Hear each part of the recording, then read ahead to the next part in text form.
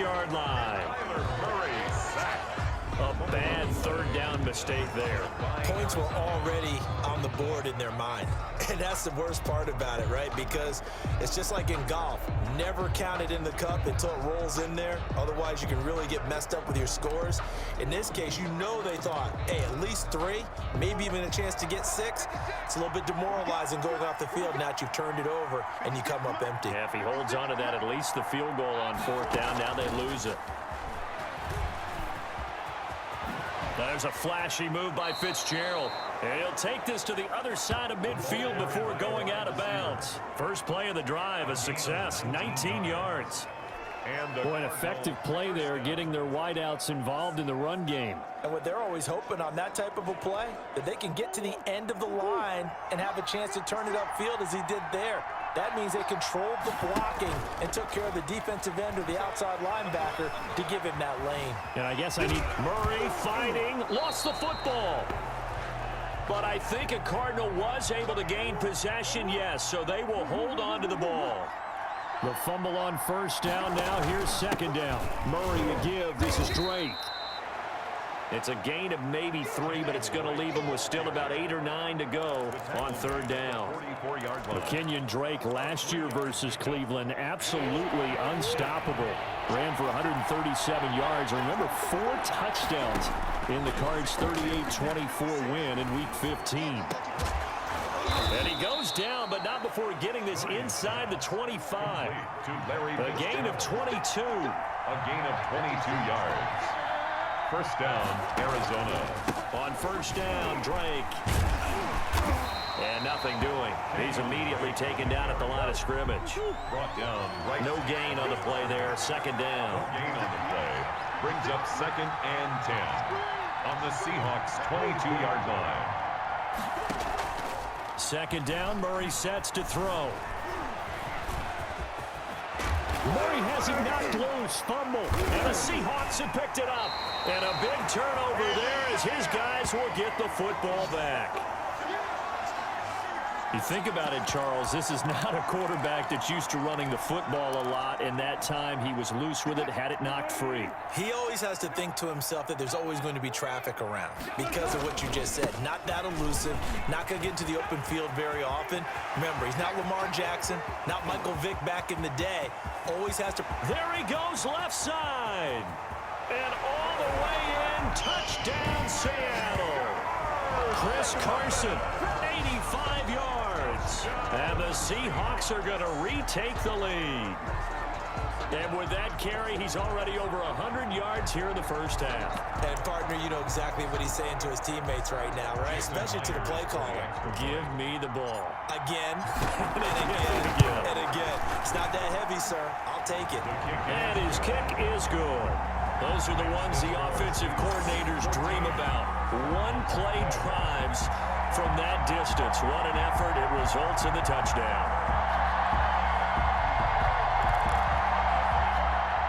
Jason Myers to kick off for Seattle. And after the touchdown, here's Myers to boot it away. On the return, Isabella.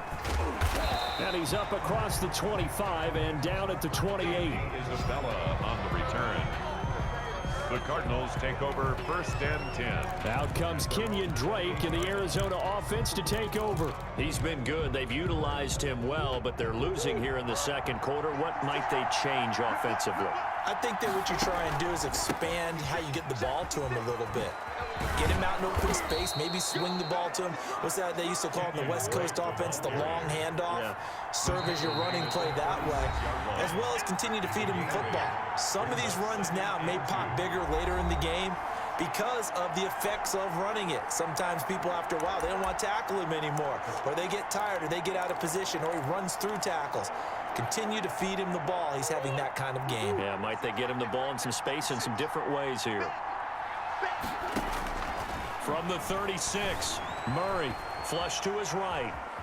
And now he's going to use his legs.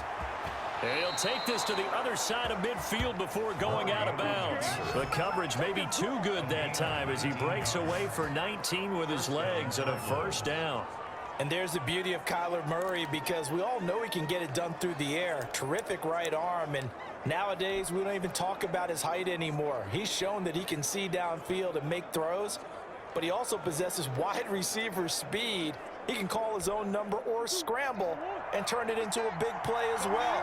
Kyler Murray, a dual threat at the quarterback position. On first down, Drake. And they go backwards here, losing yardage back at the 48-yard line. 2 yards the loss, 2nd and 12.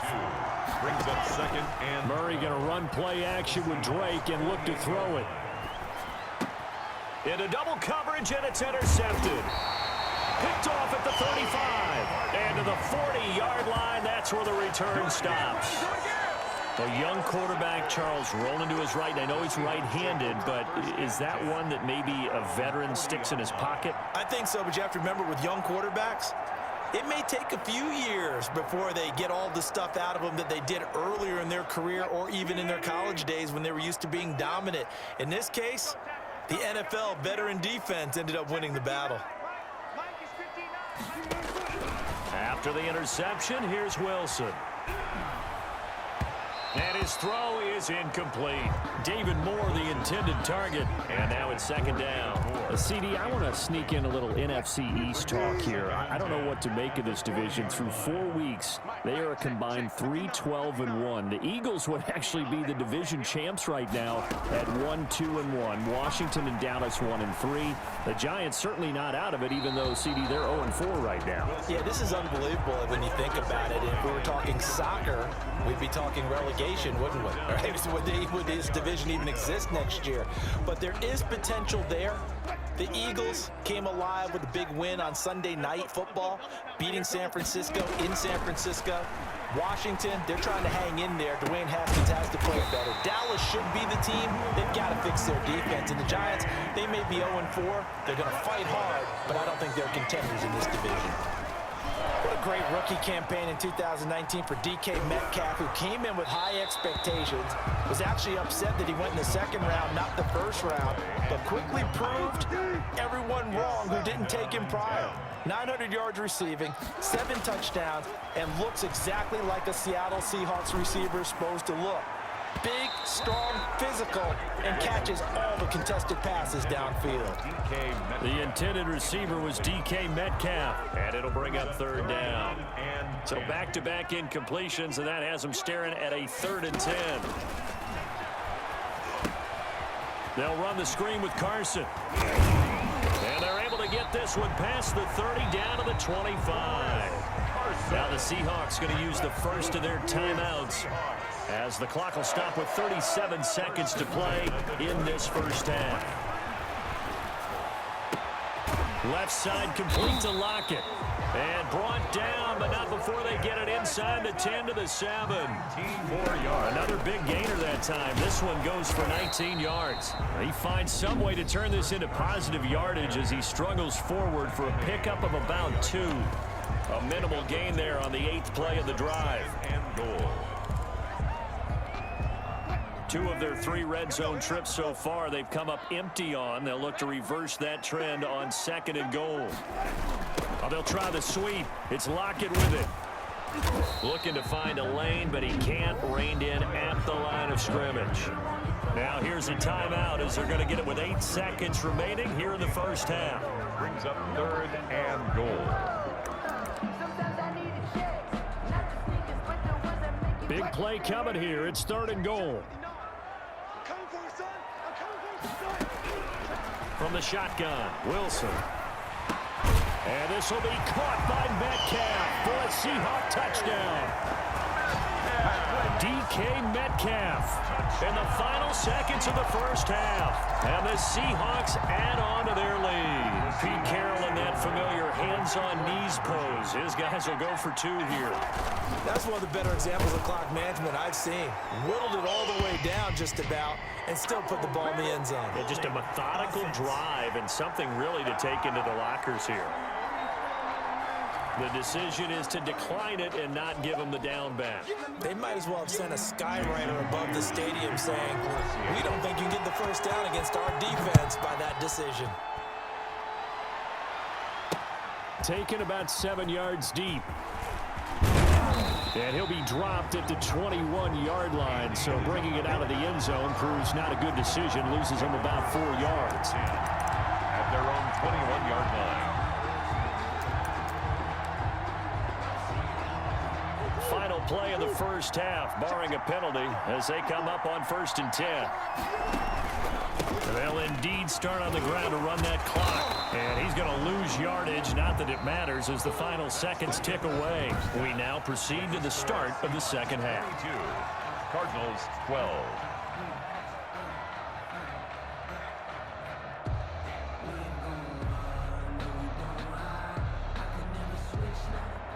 Zane Gonzalez to kick off for Arizona. The Seahawks with the advantage, and they get the football first as the second half is underway. A fairly short kick from the 14. And a nice return sets him up pretty good here right at the 30-yard line.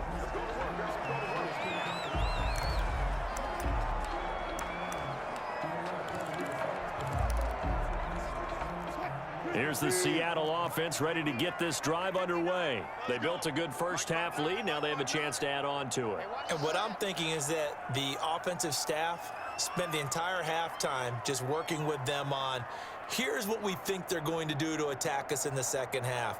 Nice first half that we've had, guys, but be prepared for some change-ups. We're going to see them when we kick it off in the second half. See how they handle any adjustments that might be made defensively.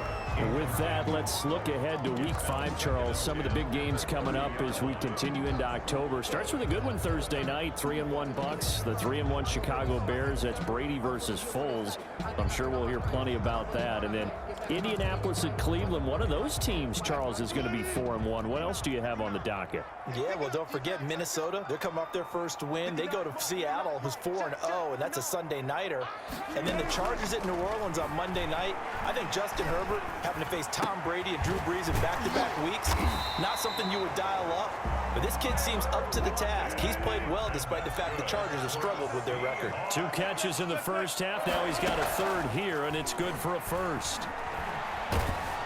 The Cards get to him here. He's brought down for a sack. Corey Peters slipping in and getting the sack. A big loss. Now that after the sack, it'll be interesting to see what they have planned for 2nd and 23.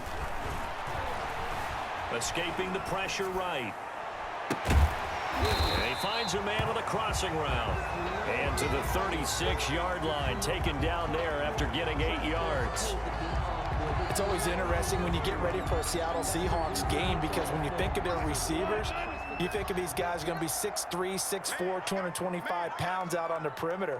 But Tyler Lockett, he shatters all of those thoughts. Much more like a water bug, but maybe their most trusted target downfield. Led Seattle with 1,057 yards last season, operates in the slot and outside, and is tough as any receiver in the NFL. Airing it out for Olsen. He rifles one that's intercepted. Picked off at the 35. And the return stops just a little bit shy of midfield at the 48-yard line. That is just what this defense was hoping for, an interception on the opening possession of this third quarter. Obviously didn't want to surrender a touchdown and fall even farther behind, and we've gotten to know this team a little bit, haven't we? Couldn't you just see their defensive leaders telling the offensive guys, telling the quarterback, don't worry, we got you to start things off. You take it from there. Throwing on first down, but this one winds up to be incomplete. Well, hey, you know what I want to do? Let's take a look at some of the leaders right now around the National Football League, because some impressive numbers. Although the Cowboys are struggling, Dak Prescott, almost 1,700 passing yards. He's on pace right now for better than 6,700. Russell Wilson, we know how well he's playing. 16 passing touchdowns. That's on a record pace. Rushing-wise, Dalvin Cook, 424 yards. He also leads the league with 6 touchdowns. Had a huge game against the Texans in Week 4. And then, guess we have to talk receivers, too, don't we, CD? We certainly do. How about DeAndre Hopkins leads the league with 39 catches. A nice move for him to Arizona. In terms of yardage, you got 3 guys over 400 yards in a tight bunch. Stephon Diggs, DK Metcalf on top with 403. Amari Cooper just 2 yards back, and Hopkins just 6 yards back. So what we're finding is that off into a double team, and it's intercepted. It's Quentin Dunbar with a pick. And some room to maneuver. And it's a tremendous return.